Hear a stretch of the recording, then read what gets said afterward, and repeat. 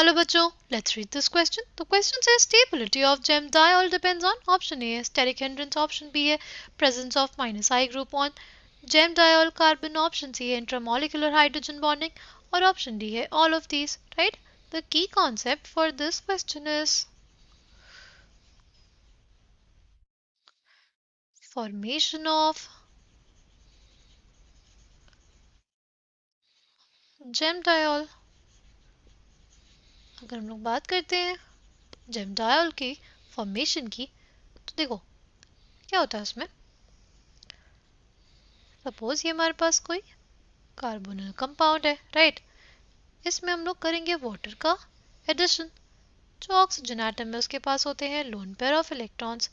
With these lone pair of electrons वो attack कर देता है इस कार्बोनिल कार्बन पे और हमारे पास इलेक्ट्रॉन डेंसिटी कुछ ऐसे मूव करती है, राइट?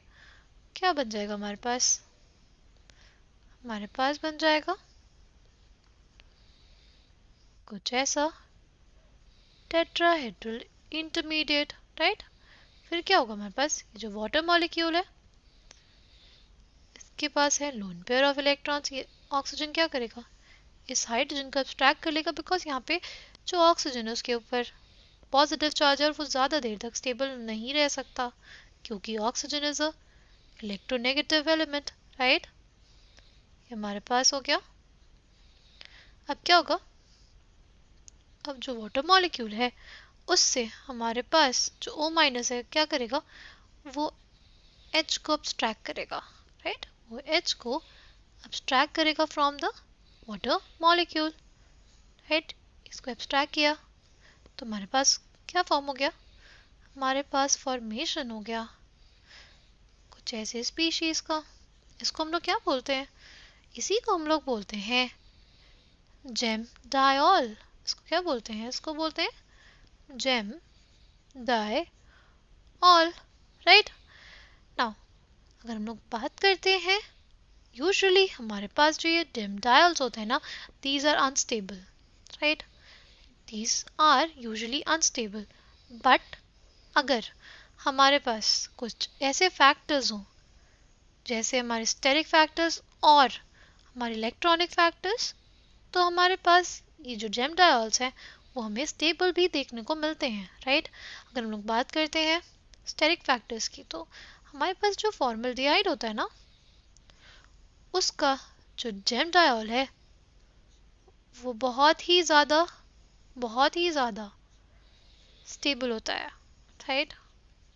उसका जो जेम डायोल का फॉर्म है वो बहुत ज़्यादा स्टेबल रहता है और उसका रीज़न है हमारे पास क्या? उसका रीज़न होता है स्टेरिक फैक्टर्स. सी अगर हम लोग बात करते हैं ना कि जो हमारे पास कार्बोनिल कार्बन है उसमें जो बॉन्ड एंगल हमारे पास क्या हो रहा है? 120 डिग्री. अगर यहाँ पे बल्कि ग्रुप्स रहेंगे तो अगर हम लोग टेट्राहेड्रल फॉर्म में जाएंगे तो हमारे पास बॉन्ड एंगल कम होगा तो इन जो ग्रुप्स के बीच में क्या होगा? रिपल्शन शुरू होगा. इसलिए हमारे पास यूजुअली अनस्टेबल रहते हैं ये जेम डायोल्स. बट ना इसके केस में तो हाइड्रोजन एटम्स है, इनका साइज छोटा है, इनके बीच में उतना रिपल्शन नहीं होता. इसी वजह से हमारे पास क्या होता है? ये जो जेम डायोल है इसका हमारा स्टेबल होता है, right? It is a stable gem diol. क्या होता है? ये देता है हमें स्टेबल जेम डायोल, राइट? अच्छा, अब अगर हम लोग बात करें नेक्स्ट है हमारे पास दूसरा फैक्टर. क्या होता है हमारे पास? सी दूसरा फैक्टर जो हम लोग डिस्कस करेंगे वो होगा हमारा इलेक्ट्रॉनिक फैक्टर, राइट? सपोज ये हमारे पास है chloral, right?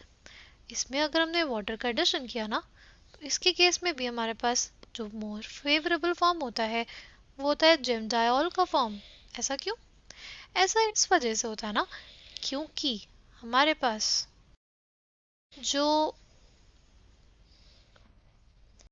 Electron withdrawing groups होते हैं, जो भी हमारे पास इलेक्ट्रॉन विड्रॉइंग ग्रुप्स होते हैं वो क्या करेंगे? इससे इलेक्ट्रॉन डेंसिटी को क्या करेंगे? पुल करेंगे, राइट? वाले कार्बन से इलेक्ट्रॉन डेंसिटी को पुल करेंगे और जिसके वजह से हमारे पास क्या होगा? ये कार्बन और ज़्यादा इलेक्ट्रोफिलिक हो जाएगा. ये ज़्यादा इलेक्ट्रोफिलिक हो जाएगा तो क्या होगा हमारे पास? ये ज़्यादा अगर इलेक्ट्रोफिलिक हो गया तो हमारे पास जो हमारा न्यूक्लियोफाइल है वो आराम से इस पर अटैक कर पाएगा और इसी वजह से हमारे पास ये जो फॉर्म रहेगा, ये हमारे जर्मिनल डायोल का फॉर्म रहेगा, वो ज़्यादा स्टेबल रहेगा, राइट। अगर हम लोग बात करते हैं नेक्स्ट की, तो नेक्स्ट हो जाएगा हमारे पास जैसे CF3 है। नेक्स्ट फैक्टर जो होता है हम लोग देखेंगे हेक्साफ्लोरोएसीटोन के बारे में, राइट। क्या होगा इसमें? अगर इसमें वाटर का एडिशन होगा तो हमारे पास क्या बनेगा? इसमें बनेगा हमारे पास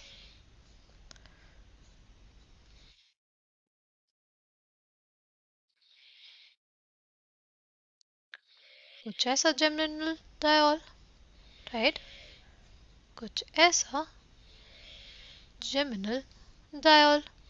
अब इसमें क्या होगा?